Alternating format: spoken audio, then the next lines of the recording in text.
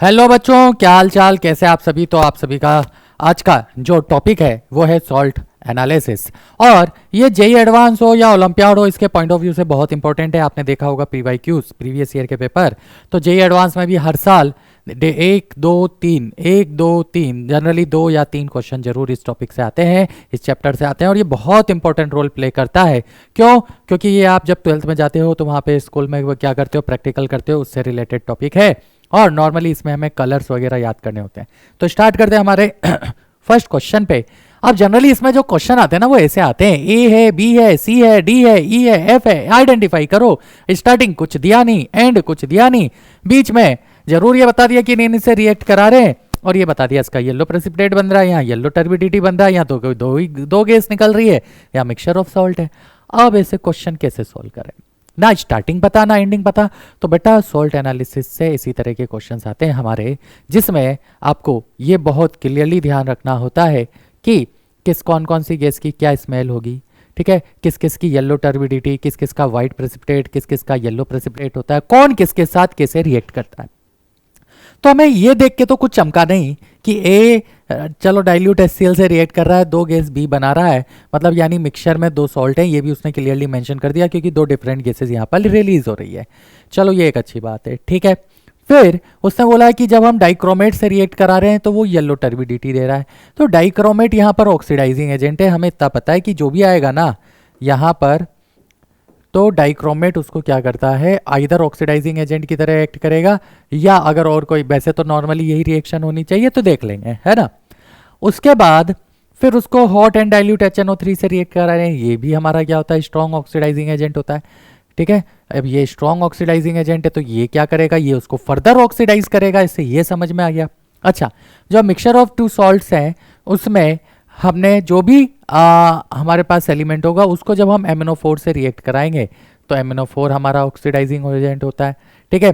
तो ये भी ऑक्सीडाइज कर रहा है, यानी अल्टीमेटली ये तो समझ में आया कि डी से कुछ चीज ऑक्सीडाइज होगी, वो ए से ऑक्सीडाइज होकर मिलेगी, वो सेम होगी, वो दिख भी रहा है, एरो आ रहा है। और फिर ये HgCl2 से रिएक्ट कर रहा है, येलो प्रेसिपिटेट बना रहा है, इट मीन्स यहाँ पर मर्क्यूरी का कोई कंपाउंड बनेगा, ऐसा कुछ क्वेश्चन ने बोला है।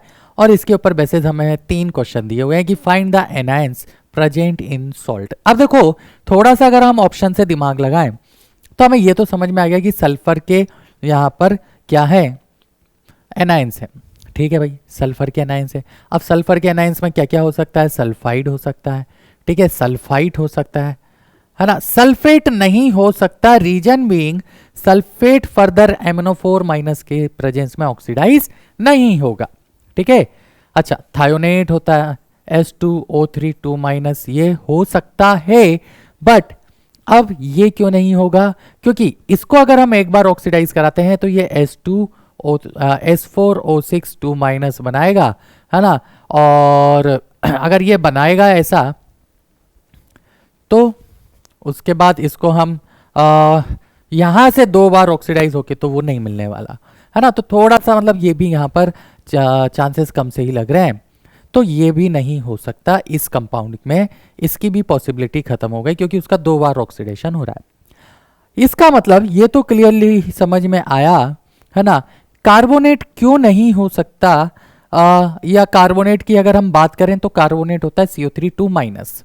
जब आप CO3 2 माइनस की बात करोगे तो यहाँ पे जो कार्बन है वो ऑलरेडी +4 में है, तो ये फर्दर ऑक्सीडाइज नहीं हो सकता, इसलिए इसके भी चांसेस खत्म हो गए। यानी ये तो समझ में आया कि हमारे पास जो बी ऑप्शन है वो SO3 2 माइनस और S2 माइनस, ये 2 यहाँ पर कंपाउंड हो सकते हैं, इनके 2 सॉल्ट हो सकते हैं। यानी हमें ये पता पड़ गया कि इसमें SO3 2 माइनस है और S2 माइनस है, ठीक है भाई। और ये जब MnO4 माइनस की प्रेजेंस में ऑक्सीडाइज होंगे तो SO4 2 माइनस बनाएंगे, यानी हमें ई पता पड़ गया इससे, ये बहुत क्लियरली यहाँ पर पता पड़ गया कि हमारा कंपाउंड जो है वो ई है, और ई यहाँ पर क्या होगा, क्लियर, ये क्लियर है भाई सब। फिर अब आगे ये आ रहा है कि हम इसको डाइल्यूट HCl के साथ रिएक्ट करा रहे हैं, तो हमें पता है कि आपने टेस्ट वगैरह सब पढ़े होंगे, ग्रुप रिएजेंट भी याद किए होंगे कि सल्फाइड को जब रिएक्ट कराओगे तो ये H2S गैस रिलीज करेगा, और सल्फाइड को जब रिएक्ट कराओगे तो ये SO2 गैस रिलीज करेगा। तो हमें बी और सी के बारे में भी इंफॉर्मेशन मिल गई कि हमारा बी क्या होगा और हमारा सी क्या होगा। ये क्लियर है सभी को? ठीक है, बी और सी भी हमें पता पड़ गया, हमें ई भी पता पड़ गया। अब हमारे को पता है कि डी और एफ हमें कैलकुलेट करना है, तो ये डी और एफ हम कैसे कैलकुलेट करें। ठीक, तो अब हमें ये भी क्लियर है कि यहाँ पर ऑक्सीडाइजिंग एजेंट है, तो ऑक्सीडाइजिंग एजेंट अगर हमारा ड्राई क्रोमेट है और येलो टर्बिडिटी आ रही है, तो येलो टर्बिडिटी सल्फर फॉर्म करने के कारण आ रही होगी। यानी ये यहाँ पर प्रेजेंट सल्फर जो -2 में है, उसको यहाँ पर सल्फर 0 में क्या कर रहा है, ऑक्सीडाइज कर रहा है। तो ये जो येलो टर्बिडिटी आ रही है, ये सल्फर के फॉर्मेशन के कारण आ रही है। ये भी क्लियर? ठीक, अब यहाँ पर सल्फर हमारे पास है और इस सल्फर को हम क्या कर रहे हैं, हॉट एंड डाइल्यूट HNO3 के साथ रिएक्ट कर रहा है, जो कि स्ट्रॉन्ग ऑक्सीडाइजिंग एजेंट है, उसे सल्फेट आयन में ये ऑक्सीडाइज कर देगा। यहां तक भी क्लियर है? ठीक है, अब क्या करें, कैसे हम आइडेंटिफाई करें कि HgCl2 के साथ रिएक्ट करने से क्या प्रोडक्ट बनेगा।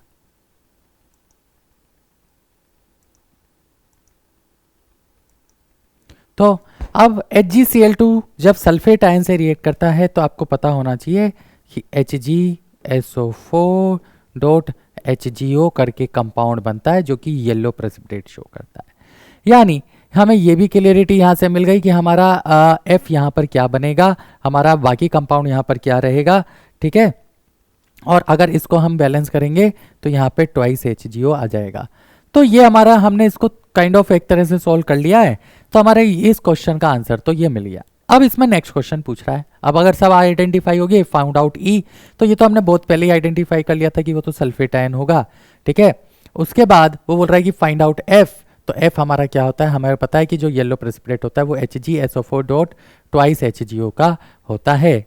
ठीक है, तो ये सारी चीजें आप बच्चों तभी कर पाओगे जब आपको बहुत क्रिस्टल क्लियरिटी होगी किनके बारे में, कि किसका कैसा प्रेसिपिटेट होता है, किसका कैसा कलर होता है। ठीक है, किस गैस की स्मेल कैसी होती है, उसी के बाद हम इस तरह के क्वेश्चंस को सॉल्व कर सकते हैं। तो अब बढ़ते हैं हमारे नेक्स्ट क्वेश्चन की तरफ। हमें नेक्स्ट क्वेश्चन दिया हुआ है कि एक इनऑर्गेनिक सॉल्ट है हमारे पास, व्हेन हीटेड, अब मैंने सॉल्ट मान लिया ए, उसको हम क्या कर रहे हैं, हीट कर रहे हैं विथ किसके साथ, कॉन्सेंट्रेटेड H2SO4 के साथ। वैसे तो आपको पता है कि कॉन्सेंट्रेटेड H2SO4 डिहाइड्रेटिंग एजेंट का रोल भी प्ले करता है। ठीक, इवॉल्व अ कलरलेस, अब देखो आगे नेक्स्ट क्वेश्चन आ गया, कलरलेस पंजेंट स्मेलिंग गैस। अब ये आपके दिमाग में घूमना चाहिए कि कलरलेस पंजेंट स्मेल किसकी होती है, ये आप सोचो, अभी हम उसके बाद फिर इसको डिस्कस करेंगे। But with concentrated H2SO4 and MnO2 it evolve a colorless pungent smelling gas which bleaches moist litmus paper। यानी यहां पर तो एक गैस क्या हो रही है, इवॉल्व हो रही है, लेकिन अगर मैं इसमें क्या करूं, इसको हीट करूं कॉन्सेंट्रेटेड H2SO4 के साथ साथ, देखो ये थोड़ा सा, अब इसने क्या कर दिया, यहाँ पे आपको हिंट दे दिया कि हम MnO2 डाल रहे हैं, तो जो गैस रिलीज हो रही है ना, वो क्या कर रही है, अगर उसमें आप मॉइस्चर की प्रेजेंस में क्या ले जाओगे, लिटमस पेपर, तो इसको क्या कर रही है वो, इसको वो ब्लीच कर रही है, यही बोल रहा है वो, इसको क्या कर रही है, ब्लीच कर रही है। तो द कलर ऑफ गैसेस, हमें गैस का कलर बताना है और उसको फिर सॉल्व करना है। तो अब कैसे सॉल्व करें, गैस का कलर बताएं, है ना, और आगे बढ़ जाएं। तो ये जो कलरलेस गैस है, इसके बारे में हमें सोचना है। अब देखो इसके लिए आपका दिमाग दौड़ना चाहिए कि वो ब्लीच कर रहा है, ब्लीच कर रहा है मतलब वो क्या कर रहा है, वो नेसेंट ऑक्सीजन जनरेट कर रहा है। थोड़ा सा सोचो सोचो सोचो सोचो सोचो, तो आप जब सोचोगे और दिमाग लगाओगे तो आप कहीं ना कहीं ये समझ पाओगे कि यार पी ब्लॉक में हमने कहीं तो पढ़ा है कि जो नेसेंट ऑक्सीजन है ना, वो क्लोरीन गैस से भी रिलीज होती है। कैसे होती है वो समझना है, क्या पता ये वहां तो नहीं पहुंच गया, चेक करते हैं। लेट्स से मान लेते हैं ये क्लोराइड आयन है, ठीक है, मान लिया वो क्लोराइड आयन है।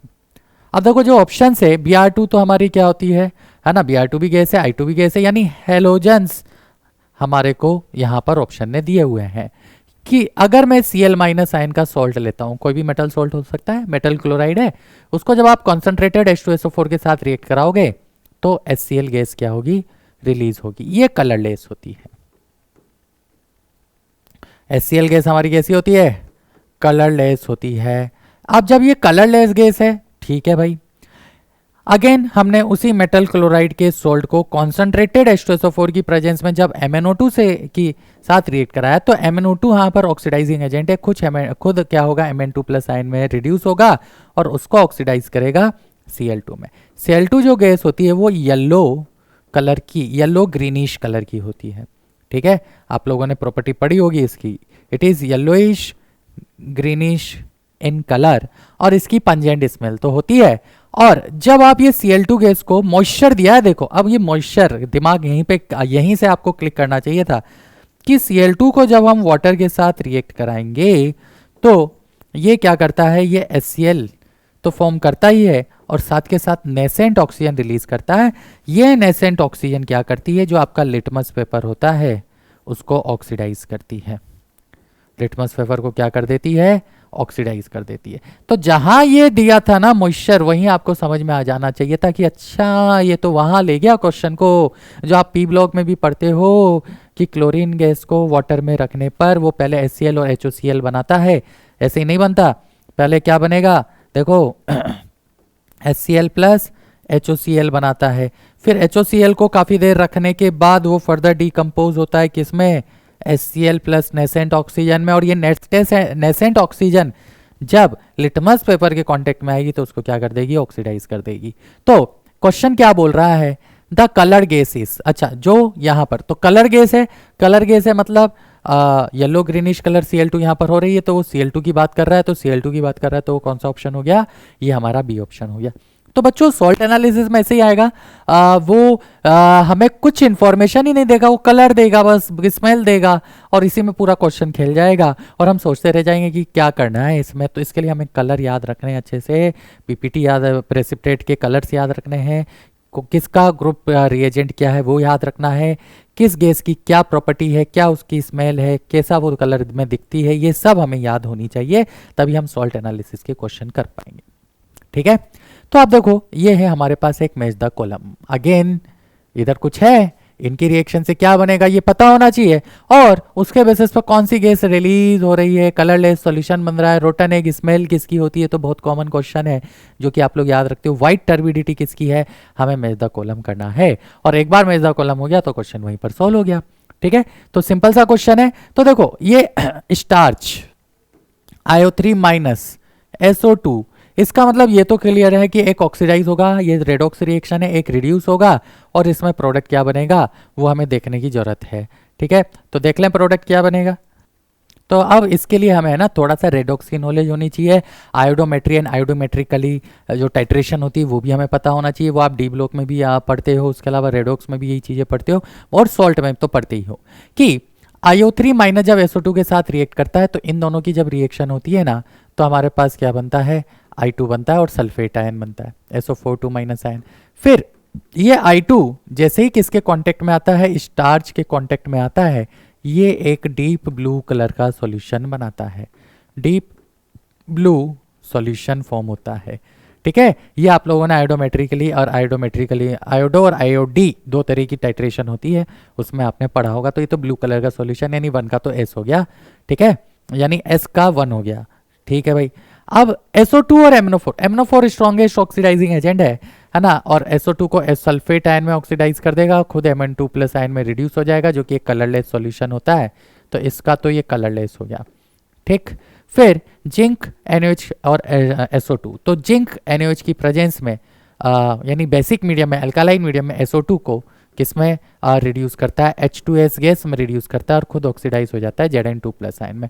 H2S जो होता है इसकी रोटन एग स्मेल होती है, इसकी क्या होती है, रोटन एग स्मेल होती है, ठीक। तो रोटन एग स्मेल हमें दिया हुआ है, यानी थर्ड का तो क्या हो गया Q और सेकंड का हो गया कलरलेस। वैसे दिख रहा है वाइट टर्बिडिटी, फिर भी हम देख ही लेते हैं कि जब आप कैल्शियम हाइड्रोक्साइड में से CO2 गैस पास कराते हो तो कैल्शियम बाई कार्बोनेट फॉर्मेशन के कारण वो क्या हो जाता है, मिल्की हो जाता है, मिल्की कैल्शियम बाई सॉरी, जब आप कैल्शियम हाइड्रोक्साइड में क्या कर रहे हो, CO2 गैस पास करा रहे हो तो सॉल्यूशन कैसा हो जाता है, मिल्की हो जाता है ना। तो मिल्की मतलब बोले तो वाइट टर्बिडिटी शो करता है, तो ये हमारा कौन सा हो गया, ये हमारा P हो गया। तो अगर हम देखें तो P का आ रहा है R, मतलब बोले तो 4, P का 4 यानी D और C हो सकता है, ठीक है। फिर Q का जा रहा है 3, तो 3 जा रहा है तो ये तो सीधा सीधा C ऑप्शन हो गया, है ना। ये हमारा करेक्ट आंसर आ गया। तो बच्चों सॉल्ट एनालिसिस से इसी तरह के क्वेश्चंस आते हैं, आपको सॉल्ट एनालिसिस पढ़ना पड़ेगा, नो डाउट याद करना पड़ेगा, रट्टे मारने पड़ेंगे कलर के, स्मेल के और भी बहुत सारी चीज़ों के, ठीक है। तब जाके आप सॉल्ट एनालिसिस के क्वेश्चन कर पाओगे। तो अगर कुछ डाउट है तो आप जरूर कमेंट बॉक्स में लिख सकते हो, नहीं तो आज की क्लास के लिए इतना ही रखते हैं, टाटा रखते हैं, बाय बाय रखते हैं, थैंक यू, धन्यवाद, सत श्री अकाल।